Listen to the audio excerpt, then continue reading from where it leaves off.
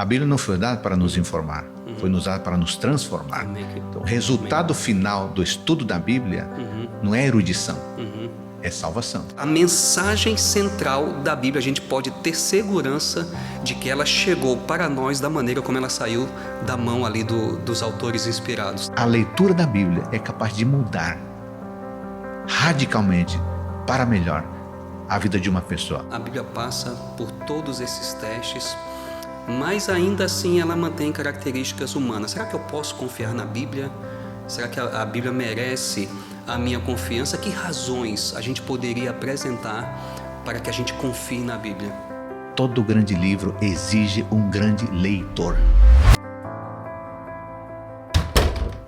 Olá, amigos do podcast Leia o Texto, sejam bem-vindos a mais um vídeo aqui do nosso canal. O episódio de hoje está imperdível, nós temos aqui um convidado muito especial, daqui a pouco eu vou apresentá-lo melhor, mas antes disso eu gostaria que você curtisse o nosso vídeo, que você marque o sininho para ativar as notificações, para que você, todas as vezes que nós publicarmos um novo vídeo aqui no nosso canal, você possa receber as notificações e poder acompanhar o que nós estamos postando aqui. Também não esqueça de compartilhar com seus amigos, com seus parentes, para que esse conteúdo chegue a mais pessoas. Fica com a gente até o final, tenho certeza de que você vai gostar muito do episódio de hoje.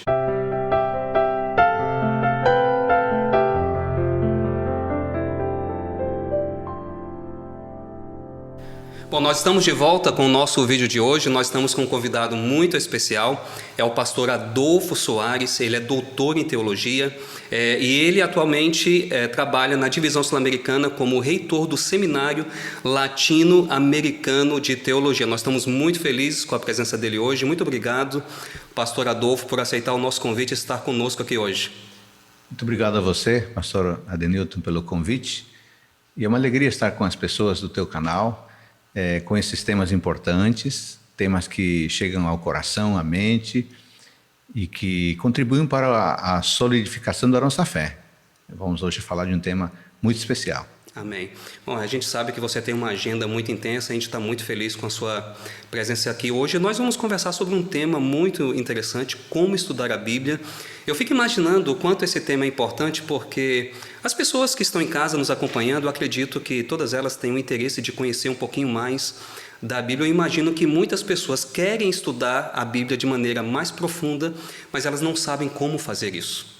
Elas têm uma paixão pela Bíblia, têm um amor muito grande pela Bíblia, têm uma consciência clara de que a Bíblia é a palavra de Deus, querem conhecer um pouquinho mais, mas não sabem como fazer isso. Então acredito que a nossa conversa aqui hoje vai poder ajudar muita gente. Eu já gostaria de começar, eu queria ler um texto da Bíblia para começar. Por favor. É o texto de 2 Timóteo, capítulo 3. 2 Timóteo, capítulo 3, verso 15. Na verdade, eu gostaria de ler os versos 14 e 15 também, que é um texto que fala sobre a educação de Timóteo. Né? Paulo está escrevendo para Timóteo, e Paulo diz assim: Tu, porém, permanece naquilo que aprendeste e de que foste inteirado, sabendo de quem o aprendeste, e que desde a infância sabes as sagradas letras que podem tornar-te sábio para a salvação pela fé em Cristo Jesus. As sagradas letras. Pastor Adolfo, o que significa isso? Bom, esse é o pontapé inicial fundamental para quem quer se aprofundar na palavra de Deus. A Bíblia, sabemos, é uma literatura, e você é um teólogo, você é um exegeta, você sabe que a gente se aproxima do texto, que é uma narrativa, uma literatura, a Bíblia tem estilos literários. Mas quando Paulo diz, aqui no verso 15 que você acabou de ler, as sagradas letras, ele está se referindo à origem da palavra de Deus. Porque logo em seguida, no verso 16, ele diz, toda a escritura é inspirada por Deus. Então é uma questão de humildade de quem se aproxima do texto. Eu não me aproximo de um livro qualquer, não me aproximo de uma literatura, apenas uma literatura antiga. É uma literatura, porém é mais do que literatura. Assim que quando eu vou ao texto, quando o leitor vai ao texto, tem que fazer humildade. Porque a Bíblia mistura a origem divina com o registro humano. Se eu penso que apenas é um livro divino, talvez isso possa provocar distanciamento. Mas se eu penso que é um livro apenas humano, isso pode provocar irreverência e direcionar o método que eu vou utilizar para ler, estudar e interpretar. Assim que eu considero esse texto que você leu essencial. Me aproximo do texto, de quem o autor é o próprio Deus, literalmente foi ele que soprou o texto, ele que inspirou o texto. Isso deveria provocar em mim reverência, respeito, uma devida postura. Eu não estou lidando com um livro qualquer. E eu não posso, inclusive, usar o método que eu utilizo para livros antigos. Se o livro é revelado, se o livro é sagrado, eu preciso ouvir a ele próprio para saber como lê-lo e como compreendê-lo. Amém. Essa frase aqui, as sagradas letras, eu acredito que essa frase é fundamental para a gente entender qual é o papel da Bíblia, a natureza da Bíblia, né? Como você mencionou, a Bíblia tem o seu lado humano, porque foram autores humanos que escreveram com suas características, com seus estilos diferentes, mas é um livro que tem origem na mente de Deus. É porque há um risco, eu tenho a impressão que há um risco. Imagine você um intelectual, um jovem, um adulto, intelectuais, que estão acostumados à perspectiva acadêmica da literatura, mas que foram educados no humanismo, sólido humanismo. No humanismo, você sabe, não há a percepção do sagrado, do sobrenatural.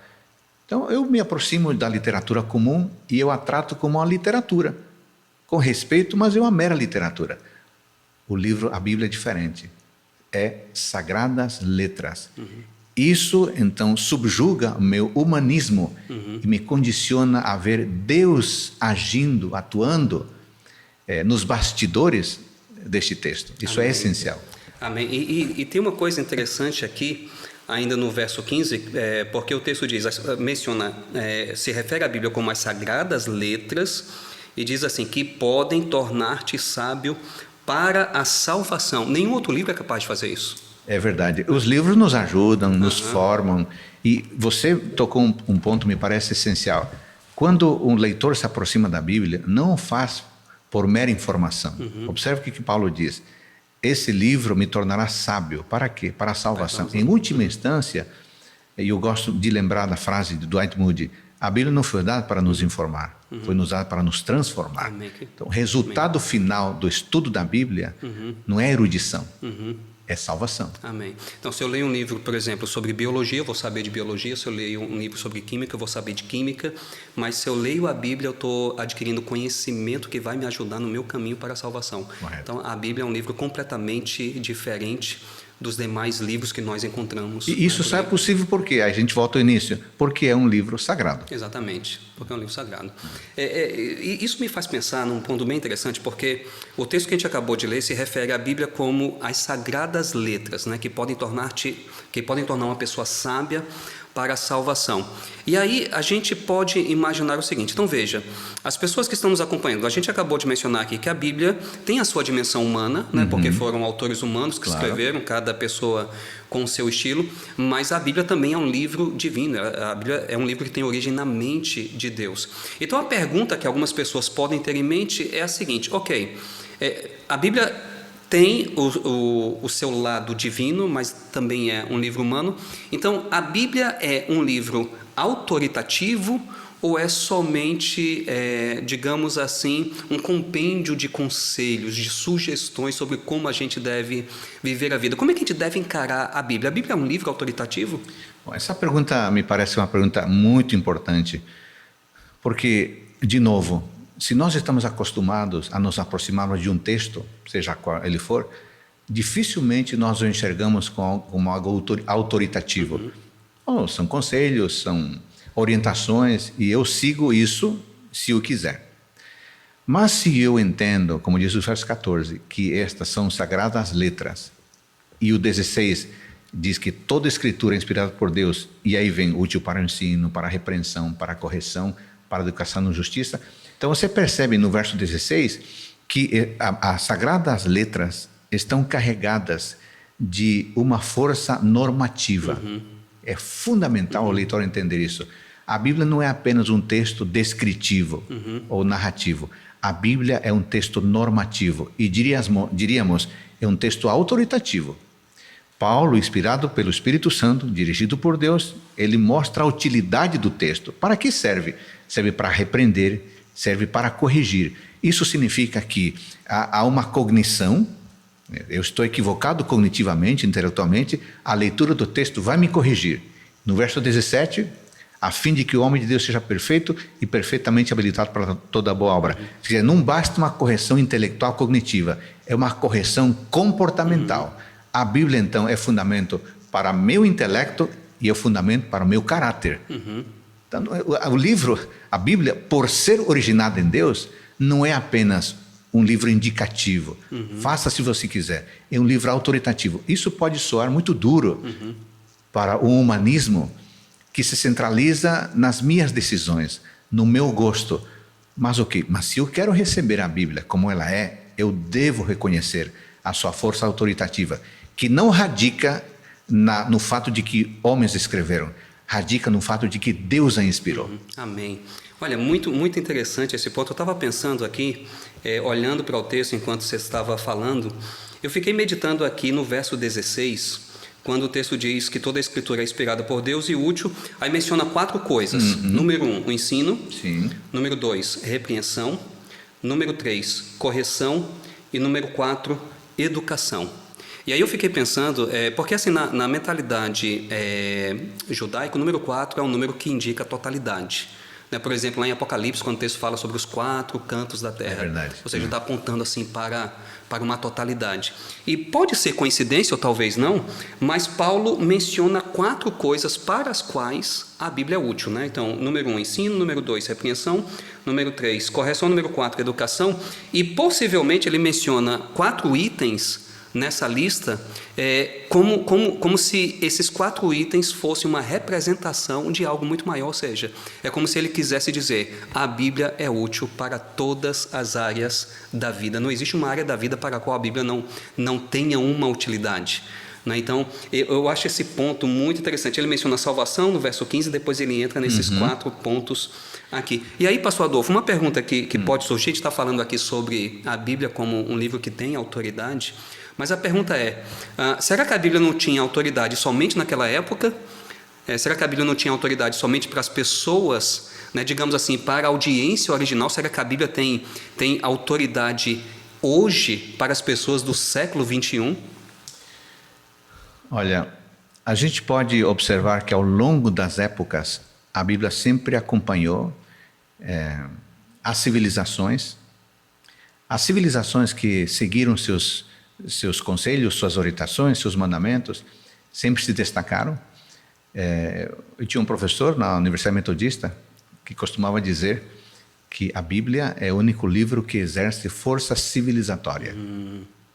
A sociedade que acolheu esse texto se destacou, construiu os seus muros intelectuais, permitiu com que as orientações da Bíblia guiassem seus comportamentos, construíssem seu sistema de vida. Então, a Bíblia sempre foi compreendida como um livro atemporal, um livro dirigido para todas as gerações, para todas as pessoas. Quando você vê no Gênesis o ato criador de Deus, ele não tinha ainda uma nação específica, não tinha um povo específico. Portanto, nós compreendemos de que se a Bíblia tem abençoado pessoas do século antes de Cristo, dos séculos antes de Cristo, e se está abençoando pessoas do século depois de Cristo, logo a Bíblia é um livro que se aplica a nós também. Basta você identificar as bênçãos, as coisas positivas. Eu estou me lembrando aqui, por exemplo, do Salmo 119, versículo 9, que diz assim, o salmista pergunta, de que maneira poderá o jovem guardar o seu caminho? E imediatamente ele responde, observando segundo a tua palavra. Vamos fazer um exercício.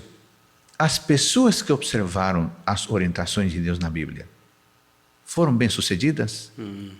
Foram puras? Ora, é simples verificar isso. As pessoas que seguiram as orientações da palavra de Deus foram bem-sucedidas. Construíram uma vida mais pura, uma vida de maior êxito. Portanto, alguém disse, você pode apresentar vários argumentos para a validade da Sagrada Escritura, mas talvez o mais convincente é o poder transformador dela. Você mencionou há pouco, há muitos livros bons, claro que há. Você tem dezenas, milhares deles em casa, eu também tenho, e nós lemos todo tipo de livro bom, não é só a Bíblia. No entanto, eu nunca vi no passado, no presente e talvez não verei no futuro. Uma pessoa com uma família destroçada, com uma vida bagunçada pelos vícios, ser recuperada porque leu determinado livro humanista. Eu nunca vi. Mas eu posso dizer que eu já vi centenas de pessoas sendo transformadas pela leitura da palavra de Deus. Eu vi histórias disso no passado distante, ouvi histórias disso no passado recente, eu mesmo presenciei histórias de pessoas sendo transformadas e seguramente presenciarei no futuro. O que me diz isso? Que a Bíblia não foi dirigida a um grupo específico, é um livro para a humanidade. Veja, esse ponto para mim, assim, a ideia de que a Bíblia é um livro transformador, né, esse papel transformador da Bíblia, para mim, como você mencionou, é realmente um dos principais, talvez o melhor argumento que nós temos para o fato de que a Bíblia não é um livro comum. Eu acho que a gente não precisa ir tão longe, né? Por exemplo, na minha família, eu estou lembrando aqui, meu pai, ele não era um cristão desde criança, ele conheceu a palavra de Deus já adulto, né? E quando ele conheceu a Bíblia mudou radicalmente a vida dele. E não somente a vida dele, mudou a vida da família. Porque, por exemplo, eu estou gravando esse episódio com você aqui hoje porque um dia o Evangelho alcançou meu pai. Isso impactou você. Né? Isso me impactou. E está impactando os seus filhos. Meus filhos e os filhos dos filhos e assim por diante. Verdade. Como você mencionou, nenhum livro, por melhor que seja, é capaz de fazer alguma coisa desse tipo. A gente não ouve histórias de transformação de vida com base na leitura de outro livro, mas a gente ouve centenas de milhares de pessoas. E a gente não precisa ir longe. Se a gente for para a igreja esse final de semana, possivelmente a gente vai ouvir alguma história desse tipo. Você falou, me lembrei aqui de um senhor, amigo, que eu conheci no interior de São Paulo. Ele me contou a história e a mãe dele confirmou. Ele era maluco. Ele ficava bêbado nos finais de semana e ele saía nu na rua, nos ônibus. Ele causava medo nas pessoas. E um dia, olha só, ele estava no ônibus, todo bêbado, e até o motorista já o conhecia, o deixava entrar, e alguém lhe entregou um folheto. Olha só. Alguém da Igreja Adventista do Sétimo Dia, para uma conferência na cidade dele. Ele recebeu aquilo lá, guardou, carregou com ele, e no momento de sobriedade, ele leu esse material. Ele foi, e eu conheci esse irmão já transformado, com um sorriso lindo, com os olhos vivos, de felicidade. Ele me disse: Pastor Adolfo, a Bíblia transformou a minha vida. Quando eu passei a frequentar a igreja e as pessoas me viam com terno, com gravata, a Bíblia embaixo do braço, diziam: o que aconteceu com você? O que aconteceu com você? Não é possível que você mudou. O que mudou você? Ele dizia: a palavra de Deus mudou. E esse testemunho dele era um poderoso motivador para mudanças de outras pessoas. Eu nunca vi um livro fazer isso, a não ser a palavra de Deus. E sabe uma coisa que eu acho interessante? Às vezes a gente escuta a história de uma pessoa, uma história como essa, o testemunho, e a gente tenta até imaginar como a vida dessa pessoa era, e pelo menos para mim, às vezes é difícil imaginar como era a vida anterior, porque a gente olha para a pessoa, a transformação tão grande.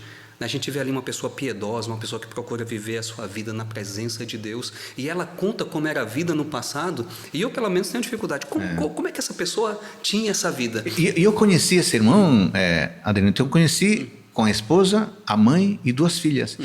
E um dia ele chamou as meninas, falou: pastor, essas meninas são muito queridas, mas essas meninas e a minha esposa me abandonaram, elas não aguentavam a minha vida de bêbado, de um sujeito desregrado. Quando elas me viram a minha mudança, elas voltaram e disseram: o que aconteceu com você, pai? Eu contei: Deus me alcançou. Amém. E sabe de uma coisa? A esposa e as filhas foram para a igreja Olha também. só. Aí eu insisto com a pergunta: há um outro livro que faça isso? Não há. Mas por que a Bíblia faz isso? Voltamos ao assunto inicial. Porque é a Sagrada Letra, Exato. a Sagrada Escritura. Que pode habilitar para a salvação. Correto. Né? Que pode habilitar para a salvação.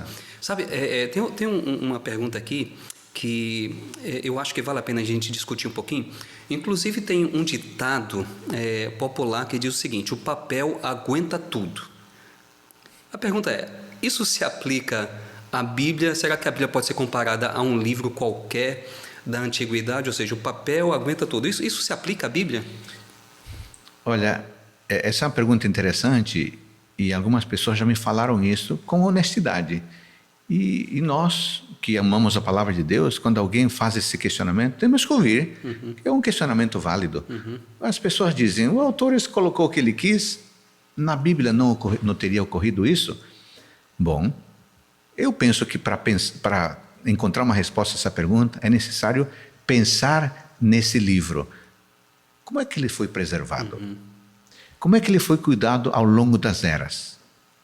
Eu fiz um levantamento esses dias e eu descobri o seguinte: aproximadamente hoje temos por volta de 7.000 línguas no mundo. Em aproximadamente 2.400 dessas línguas, há pelo menos uma porção da Sagrada Escritura. A Bíblia completa está traduzida em 426, 28 idiomas. Só o Novo Testamento para 1.115 idiomas.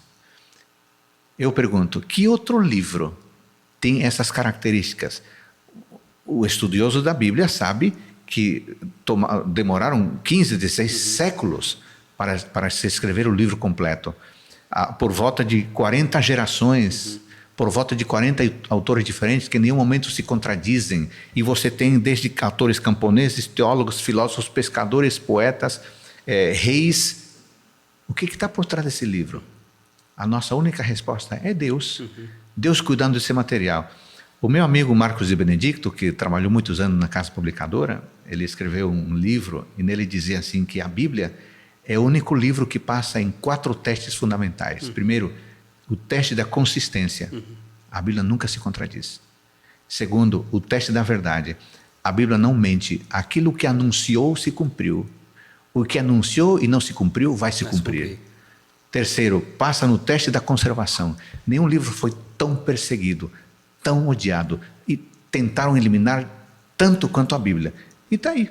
Nós aqui estamos falando, nós temos a Bíblia e hoje a Bíblia está disponível em diversos formatos. Teste da consistência, da verdade, da conservação e o principal que a gente está falando é o teste do poder. O que significa isso?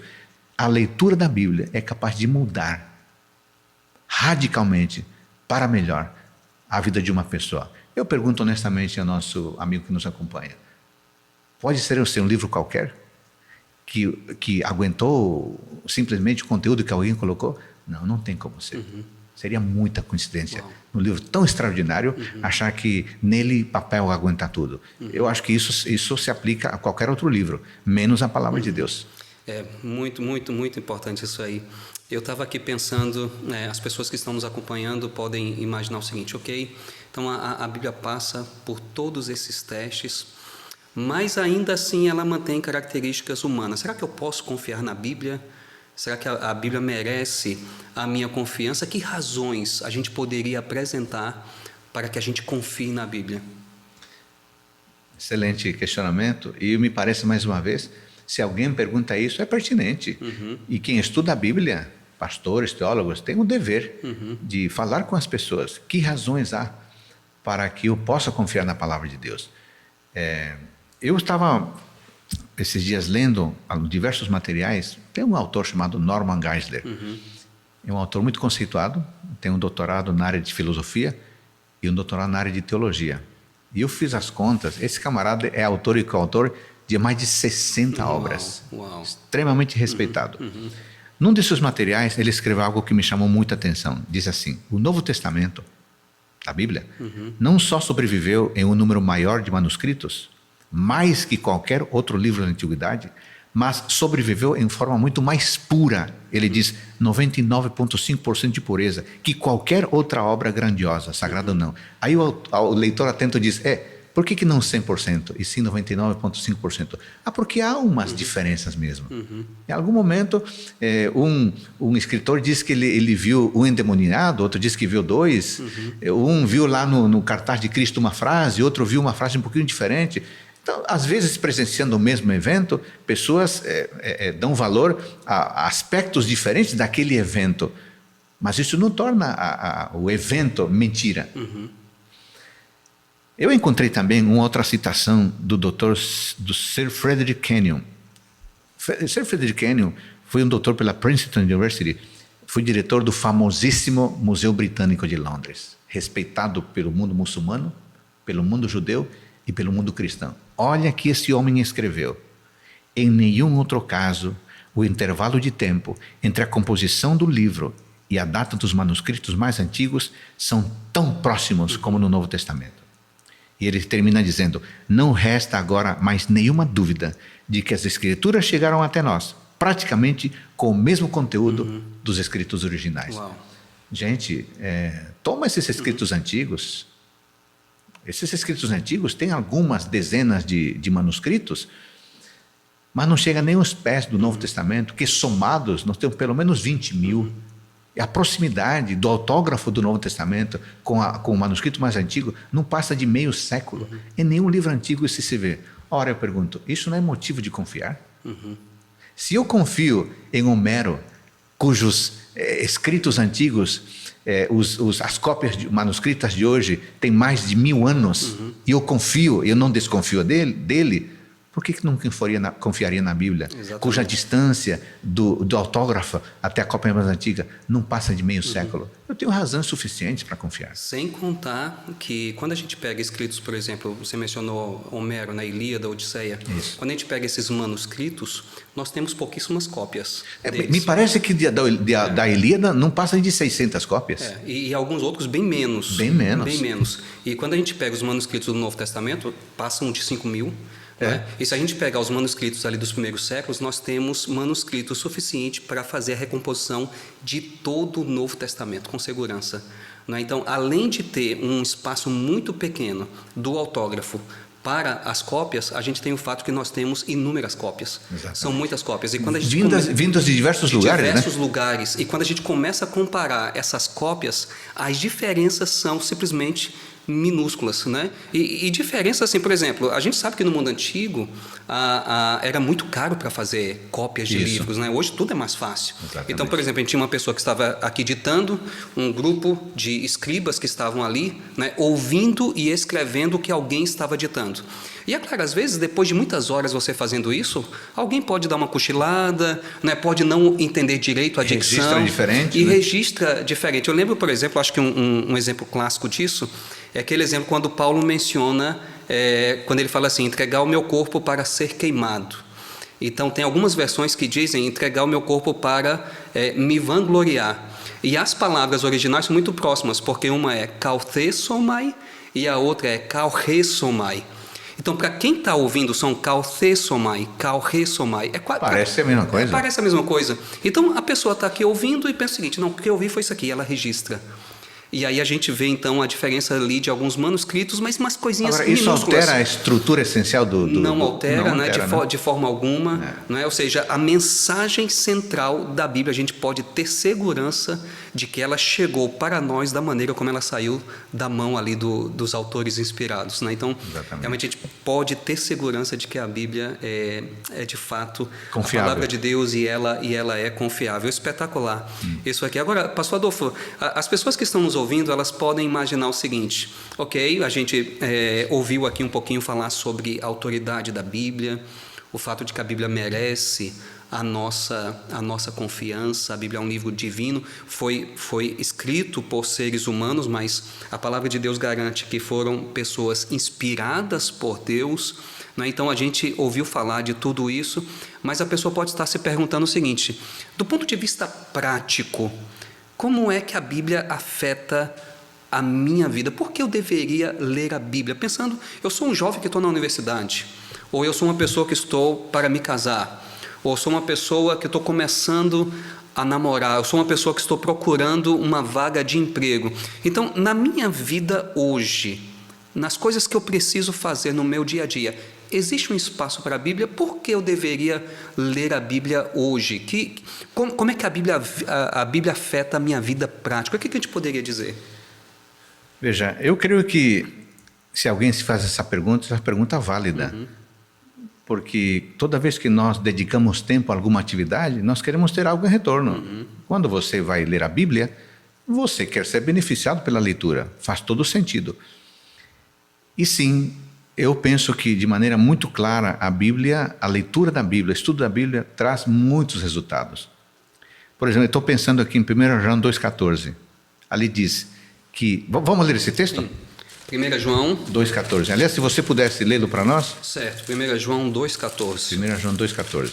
Eu acho interessante ler o texto porque isso aqui é o tema é o título do nosso podcast, né? Pronto. Leia o texto. Então pronto. Então 1 João 2,14. 1 João 2,14 diz assim: Filhinhos, eu vos escrevi porque conheceis o Pai.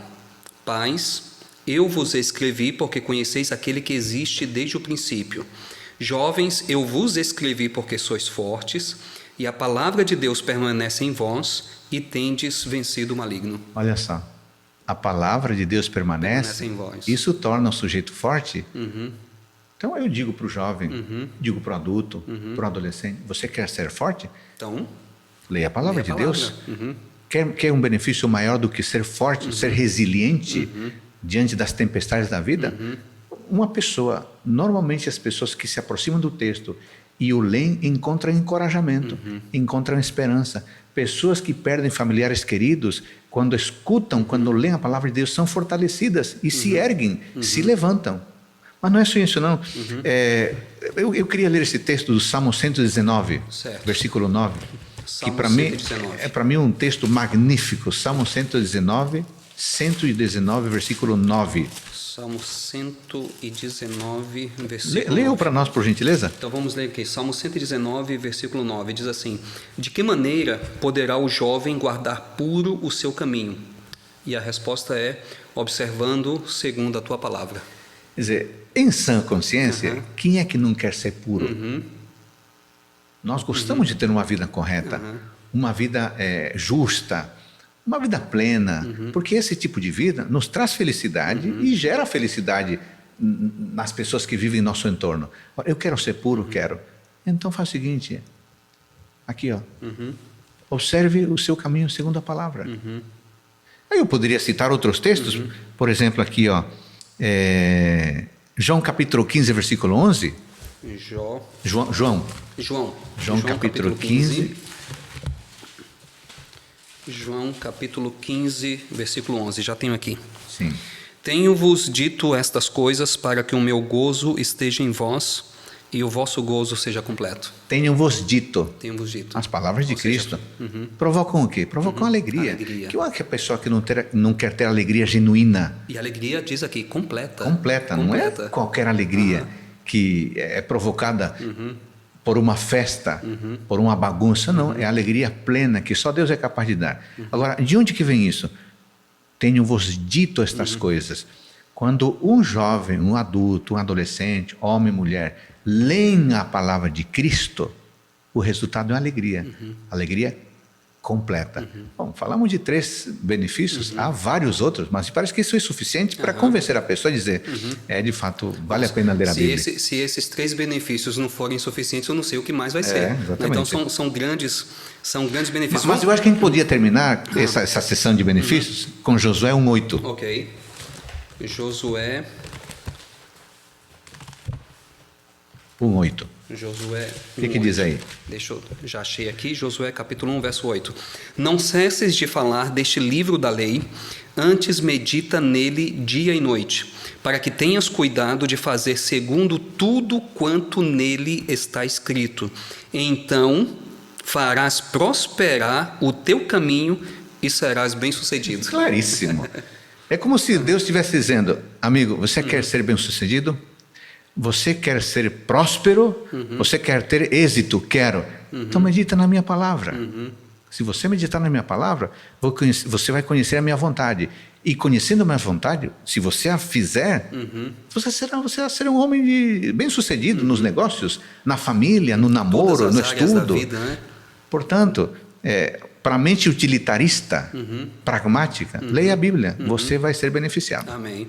Pastor Adolfo, vamos só recapitular aqui esses 4 benefícios. Por favor. Então, número 1, a Bíblia ela nos ajuda a enfrentar as dificuldades da vida. Ela nos fortalece. 1 João 2,14. Número 2, eu acho que eu já esqueci, me ajuda aqui. A Bíblia é um agente de purificação. Agente de purificação. Salmo 119, versículo 9. Número 3, a Bíblia nos traz alegria. Né? João 15:11. E número 4, a Bíblia ela nos ajuda a ser bem-sucedidos.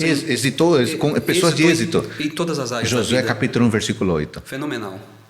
Fenomenal.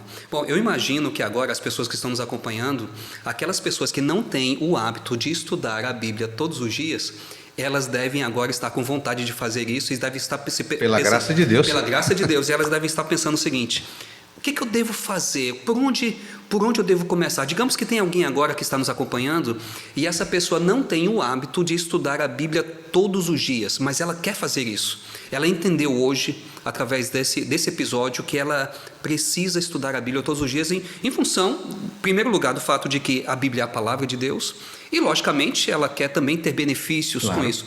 Então, do ponto de vista prático, por onde a pessoa deve começar? Que dicas você teria para a pessoa que quer estudar a Bíblia? Bom, como todo livro, a Bíblia tem a sua particularidade para se aproximar. Há diversas indicações práticas para tornar a leitura proveitosa e para que a compreensão seja clara. Faz muitos anos, pastor Adenito, eu estava lendo o livro Educação de Ellen White, que eu utilizava na época como livro-texto de uma classe no seminário, Teologia e Educação, e eu me deparei na página 189, edição antiga, Ellen White, num parágrafo curto, dizendo 5 passos que tornariam a palavra de Deus clara, benéfica. E eu queria, então, passar esses 5 tópicos que me parecem, assim, uma hermenêutica muito simples, que qualquer um de nós pode fazer. Passo número 1. Selecione uma passagem curta. Às vezes um capítulo é demasiado. Às vezes 2 capítulos é muito. Então pegue uma porção. Uma porção pode ser um versículo, uma porção pode ser um parágrafo, uma perícope completa, uma história, mas que seja suficiente, nem muito nem pouco, mas para que me dê margem de pensar no texto. Então, escolha uma passagem, de preferência curta. Indicação número 1. Indicação número 2. Concentre-se nessa passagem. No mundo barulhento que vivemos, a meditação da qual Josué 1:8 fala, o texto que nós lemos agora há pouco, exige concentração, exige atenção. Então, selecionou um texto pequeno, agora concentre-se. Concentrar significa dedicar todo o intelecto para a compreensão daquele parágrafo. Concentrar-se significa desligar o celular, desligar o computador, desligar o som e dizer: eu vou compreender, eu vou silenciar tudo o que está ao redor, porque eu quero ouvir a voz de Deus. Primeiro passo, selecione uma passagem curta. Segunda, concentre-se. Terceiro passo, descubra a ideia contida no texto. Sabe o que acontece? Toda vez que eu levanto e abro a palavra de Deus, ela se renova. E Deus colocou aqui algo para mim naquela manhã. Só que se eu não ler, se eu não me concentrar, eu não vou descobrir o que Deus tem para mim. Então, eu li, eu me concentrei, agora preciso descobrir, utilizando toda a minha força cognitiva, intelectual, para dizer: Deus, o que o Senhor tem. Sabe quando a pessoa se prepara para uma prova, para um exame? Vai fazer um exame lá para um emprego, para passar num concurso? Ela dedica o melhor do seu intelecto, o melhor da sua cognição. Se concentra. Com a palavra de Deus é a mesma coisa. Para eu usufruir as bênçãos, para eu me tornar forte, para eu ter a alegria completa que Ele oferece, eu preciso descobrir o que Deus colocou para mim. Quarto passo, demore-se nesse pensamento. A palavra de Deus é assim, ela é simples porque foi escrita por pessoas, mas ela é profunda porque contém pensamentos de Deus. E eu não posso compreender o pensamento de Deus numa leitura apressada. Não se medita em 30 segundos, em 1 minuto. Meditação exige tempo e profundidade. Então, o leitor, o estudante da palavra de Deus, precisa dedicar tempo e mais tempo. E finalmente, diz Ellen White, preocupe-se em assimilar, em trazer isso do texto para a sua vida. É quando aquilo que foi apreendido passa a fazer parte do meu pensamento. Então, é como se o texto pulasse das páginas da Bíblia e viesse para a minha mente, para o meu coração. Eu achei extraordinário essas indicações. Eu vou repetir. Selecione uma passagem curta. Deixa eu ver se eu aprendi. Vamos lá. Então, selecione uma passagem curta, número 1. Concentre-se nessa passagem. Isso. Né? Número 3, minha memória já está falhando. Descubra a mensagem que Deus colocou ali para você. Número 4, gastar tempo. E isso, demorar-se naquilo para poder meditar e finalmente pegar isso e tornar assimilar, para você. Porque Deus colocou algo para você. Quando você lê, Deus tem algo para você. Quando eu leio, Deus tem algo para mim. Sim. O Lucas, que é o nosso chefe técnico aqui, ele lê, Deus tem coisa para ele, é só para ele. Amém. Agora, isso não vai ocorrer se eu não ler, se eu não me concentrar, se eu não dedicar toda a força intelectual para compreender. Então, essas são indicações amplas que me parece seriam muito importantes na compreensão. Sim. Agora, eu gosto, pastor Adenilton, de utilizar um esqueminha de três elementos. Agora, falando de parte prática, eu tenho um caderno, em casa eu tenho muitos cadernos, que eu sou da época antiga, gosto de escrever com caneta. Eu também, mas já estou fazendo isso agora no tablet. Eu sou tão viciado que eu tenho, inclusive aqui, né? Mas eu tenho cadernos, eu tenho cadernos e mais cadernos, onde eu registro a minha percepção da palavra de Deus. E eu tenho um modelinho que aprendi muitos anos atrás, que é assim, ó. Esquema 1. Eu leio um texto e a primeira pergunta que eu respondo é: na leitura de hoje eu aprendi que Deus... Aí eu completo. Entendi. Digamos, se eu li Salmo 23. Na leitura de hoje eu aprendi que Deus é o meu pastor, cuida de mim. E aí eu começo a escrever. E aí eu vou longe escrevendo. Então, a primeira pergunta me faz refletir quem é Deus na minha vida. Qual é o caráter de Deus. Porque se a palavra é de Deus, Deus aparece na narrativa. Segundo ponto, na leitura de hoje eu aprendi que Deus pode. Na primeira eu aprendi que Deus é, o caráter dele. Na segunda eu aprendi que Deus pode, é a ação dele. Aí Deus pode me cuidar, Deus pode me proteger, Deus pode me perdoar, Deus pode fazer um milagre se Ele quiser, se eu precisar. E a terceira pergunta, ou terceiro ponto, na leitura de hoje, eu aprendi que Deus espera isto de mim.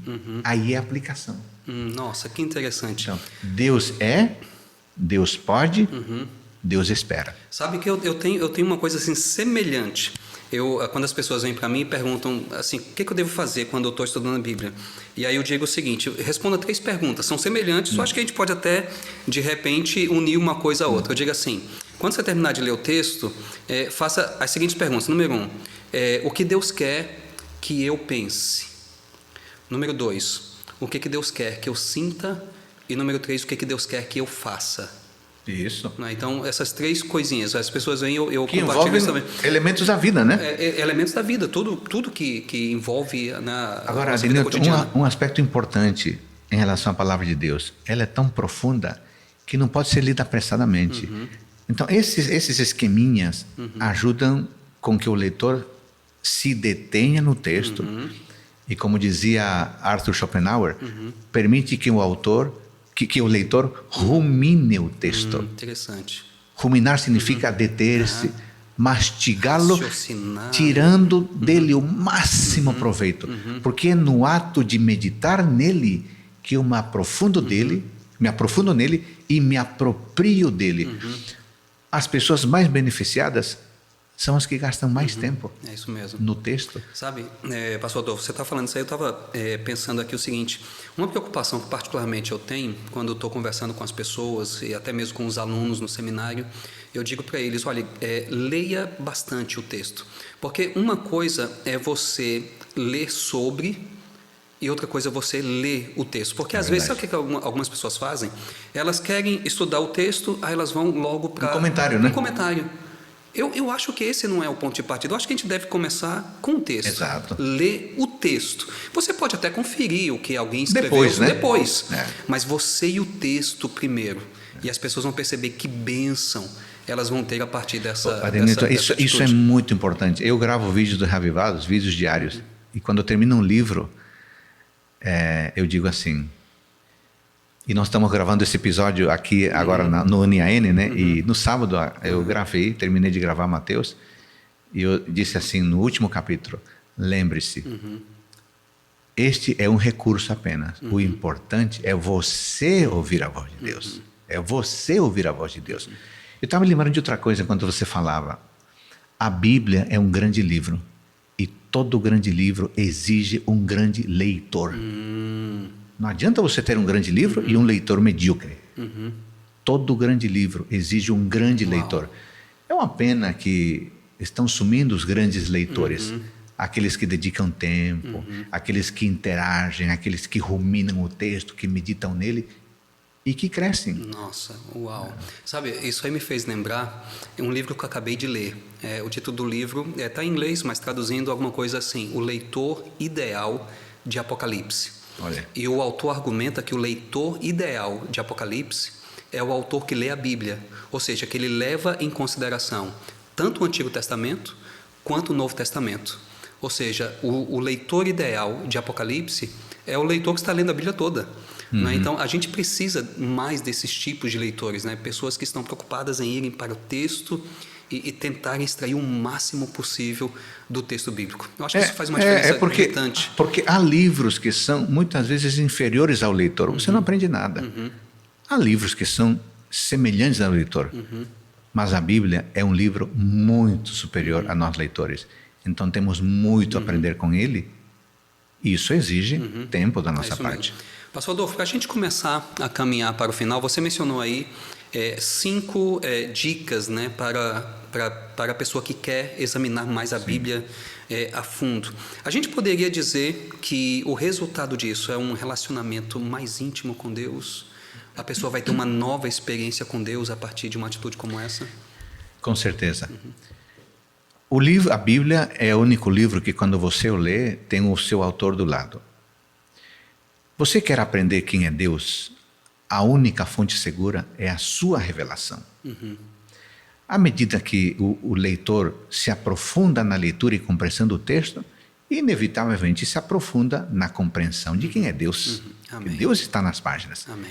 Isso significa que uma leitura atenta, responsável, meditativa, vai me levar a conhecer Deus cada vez melhor, e isso vai me tornar mais próximo e mais parecido com Deus, porque inevitavelmente nós nos parecemos com aquilo ou com aqueles com que nós gastamos tempo. Você já observou, pastor Danito, que os casais há muito tempo casados começam a desenvolver gostos muito parecidos? Você já se deparou às vezes com sua esposa em silêncio, daqui a pouco começa a cantarolar os dois a mesma música? Verdade. Emitir o mesmo pensamento? Porque são próximos, se conhecem. Devido ao quê? Ao muito convívio, ao tempo que passou. Se nós, como leitores da Bíblia, gastarmos tempo lendo-a, ouvindo-a com atenção, vamos crescer em espiritualidade, em santidade, vamos crescer em intelecto. Esse é outro ponto importante. As pessoas pensam que ler a Bíblia só fortalece a espiritualidade. Não é verdade, não. A Bíblia é um livro tão desafiador que aqueles que a leem crescem intelectualmente. A beleza das suas figuras, a beleza das suas imagens, a profundidade é um livro que não é sistemático, por isso você tem que sistematizá-lo. Isso exige esforço intelectual. Portanto, pessoas que leem a Bíblia, que estudam, crescem espiritualmente, crescem intelectualmente, crescem no caráter, crescem em santidade e conhecem cada vez melhor ao seu autor. E isso significa aprofundar o nosso relacionamento com ele. Amém. Esse pensamento aí me fez lembrar uma declaração de Ellen White. Eu não vou lembrar aqui talvez as palavras textuais, mas ela diz algo mais ou menos assim: nenhum estudo é tão enobrecedor e enlarguece tanto o intelecto quanto o estudo cuidadoso das Escrituras. Então é exatamente isso. Se eu quero ser mais inteligente, preciso estudar um pouquinho mais a Bíblia, né? A Bíblia enlarguece o nosso intelecto.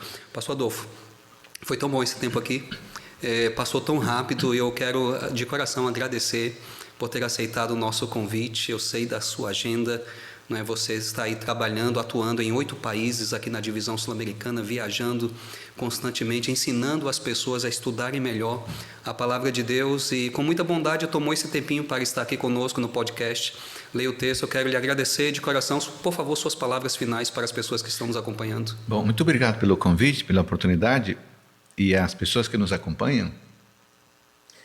O incentivo para que gastem mais tempo ouvindo a voz de Deus, lendo a Bíblia, lendo outros bons livros, mas acima de tudo o cristão tem na Bíblia o livro de cabeceira, porque nele conhecemos a Deus e nele temos o nosso referencial de fé, doutrina e de vida prática.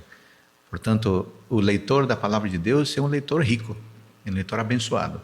E que assim seja, até aquele dia, quando vamos ouvir diretamente dele próprio os ensinamentos numa terra renovada. Amém. Muito obrigado. E aos amigos que nos acompanharam, muito obrigado por passarem esse tempo aqui conosco. Não perca o próximo episódio do podcast Leia o Texto, também estará imperdível. Aguardamos você e até a próxima.